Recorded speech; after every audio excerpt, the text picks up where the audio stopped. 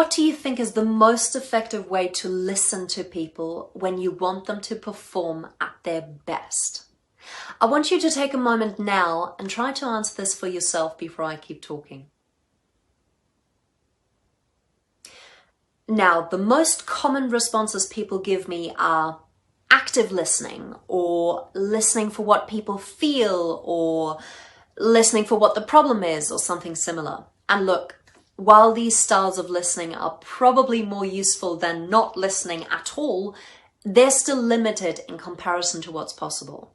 There is, in fact, a whole other way, and this is what we get taught as coaches. David Rock sums it up perfectly in his book, Quiet Leadership, and he articulates it like this. A quiet leader does a critical thing.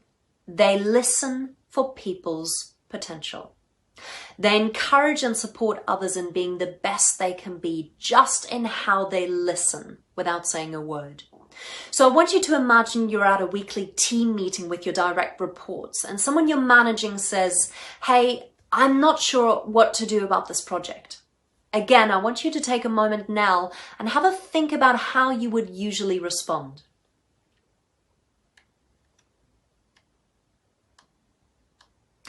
Now, if you were listening for potential, you might say something like, "How can I best help you think this through?" Or, "Do you want to use me as a sounding board?" Or, "Do you have a sense of what you want to do, and do you want to explore that with me?" As you can see, there are many different words you can use. There is no one cookie cutter approach for what exactly you should be saying when you're listening this way.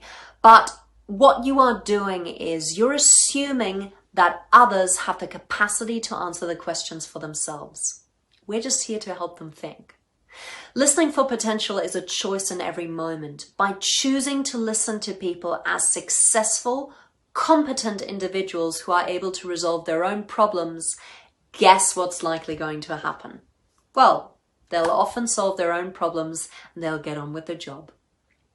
Now, when I ask people in workshops to try to listen this way, something magical happens.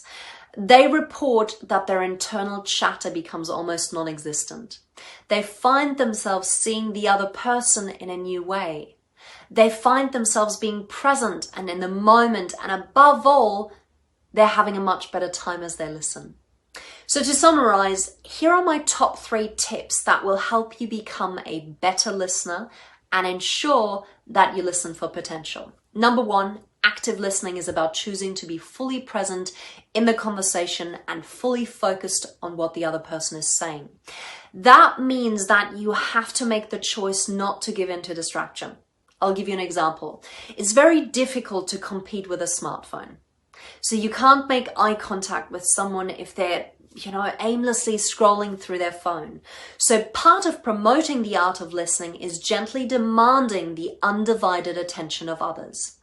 When I notice someone splitting their attention between me and their phone, I pause the conversation and I simply tell them that we can talk once they're done checking their phone.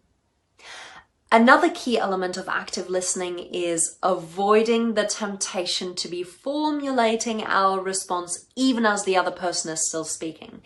And this is easier said than done.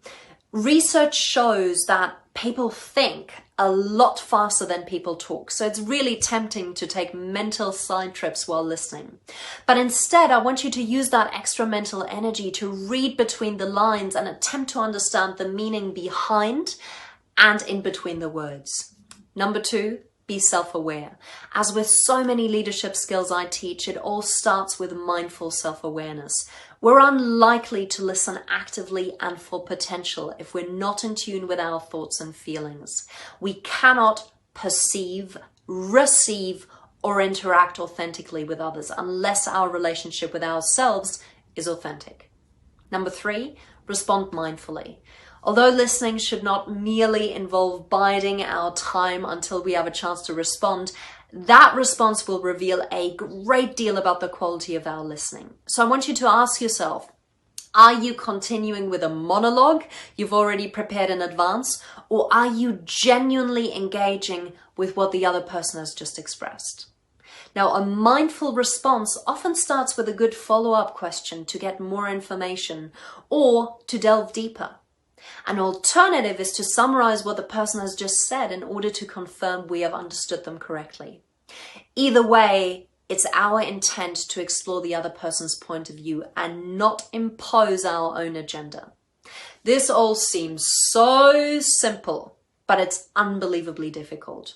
Personally, I work as a consultant and as a coach, and in my capacity as a consultant, it's my job to come up with plans and to solve problems. So the way I listen is fundamentally different to when I listen as a coach, and I need to prepare and remind myself that as a coach, it's not my responsibility to fix things or tell people what to do. If you provide a service, you'd be in a similar situation.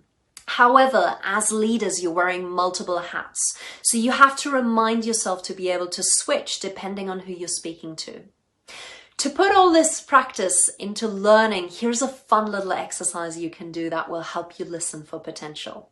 I want you to go and talk with someone you speak with a lot. If you choose your wife or your husband or your partner or your best friend, they will love you for this. It doesn't matter if it's face-to-face or by phone. Just talk to them and ask them how their day has been. And while they speak, I want you to listen for their strengths, for what they're passionate about, for whom they could become,